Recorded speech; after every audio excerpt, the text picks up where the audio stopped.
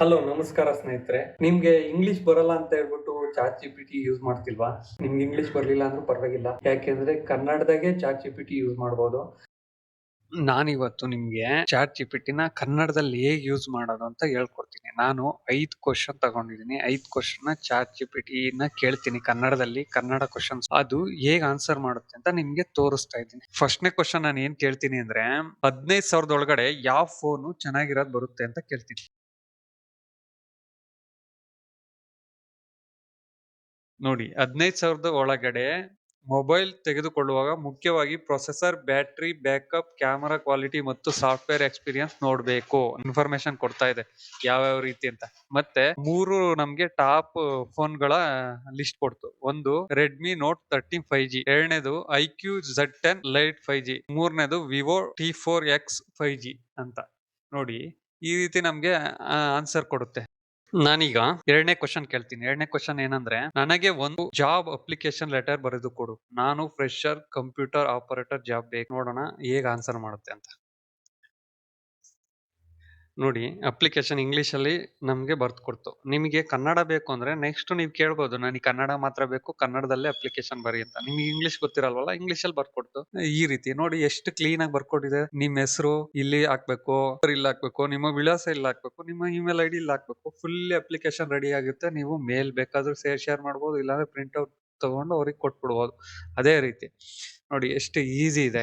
ಈಗ ಮೂರನೇ ಕ್ವಶನ್ ಕೇಳ್ತೀನಿ ನಾನು. ಮೂರನೇ ಕ್ವಶನ್ ಏನ್ ಕೇಳ್ತೀನಿ, ನನ್ನ ಬಳಿ 10,000 ಇದೆ, ಊರಲ್ಲಿ ಶುರು ಮಾಡಬಹುದಾದ ಬಿಸ್ನೆಸ್ ಐಡಿಯಾ ಕೊಡು ಅಂತ ಕೇಳ್ತೀನಿ ಅಷ್ಟೇ. ಅದಕ್ಕೆ ಯಾವ ಊರು ಏನ್ ಕತೆ ನಾನು ಏನು ಹೇಳಿಲ್ಲ, ಊರಲ್ಲಿ ಅಂತ ಹೇಳಿದೀನಿ. ಹೇಗ್ ಅರ್ಥ ಮಾಡ್ಕೊಳುತ್ತೆ ಅಂತ ನೋಡಿ. 10,000 ಜೊತೆ ಊರಲ್ಲಿ ಶುರು ಮಾಡಬಹುದಾದ ಕಡಿಮೆ ಹೂಡಿಕೆ, ಬೇಗ ಇನ್ಕಮ್, ರಿಸ್ಕ್ ಕಡಿಮೆ ಇರುವ ಬಿಸ್ನೆಸ್ ಆಯ್ಕೆ ಮಾಡಬೇಕು.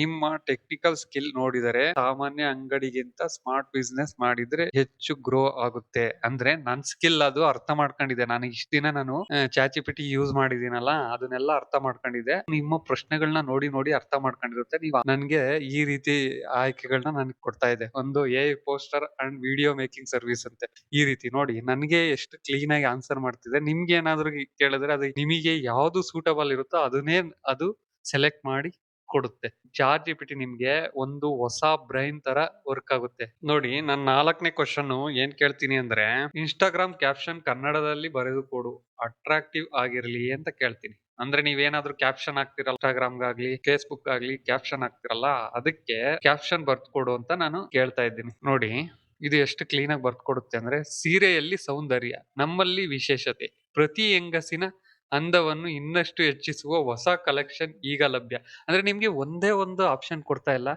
ಎಷ್ಟು 8 ಆಪ್ಷನ್ ಕೊಡ್ತಾ ಇದೆ. ಯಾವ್ದು ಒಳ್ಳೇದೋ ಅದನ್ನ ನೀವು ಸೆಲೆಕ್ಟ್ ಮಾಡ್ಕೋಬಹುದು. ನಿಮ್ಗೆ ಇಂಗ್ಲಿಷ್ ಬೇಕು ಅಂದ್ರೆ ಇಂಗ್ಲಿಷ್ ಅಲ್ಲಿ ಕೊಡು ಅಂತ ಕೇಳಿ, ಇಂಗ್ಲಿಷ್ ಅಲ್ಲಿ ಕೊಡು ಅಂತ ಕೇಳ್ತೀನಿ. Discover sarees that make every moment special. ನೋಡಿ ಎಷ್ಟು ಕ್ಲೀನ್ ಆಗಿ ಆನ್ಸರ್ ಮಾಡುತ್ತೆ. ಕೊನೆ ಕ್ವಶನ್ 5th ಕ್ವಶನ್ ನಾನು ಕೇಳ್ತೀನಿ.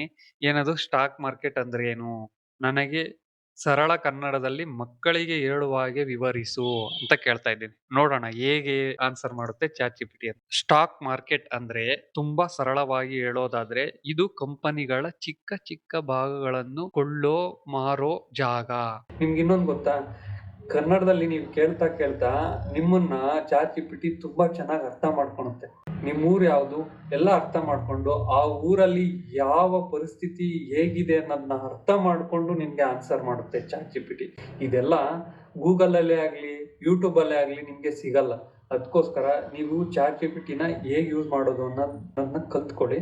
ನಿಮ್ಗೆ ಈ ವಿಡಿಯೋ ಇಷ್ಟ ಆಗಿದ್ರೆ ನಿಜವಾಗ್ಲೂ ಲೈಕ್ ಮಾಡಿ, ಶೇರ್ ಮಾಡಿ, ಮತ್ತೆ ಸಬ್ಸ್ಕ್ರೈಬ್ ಮಾಡಿ.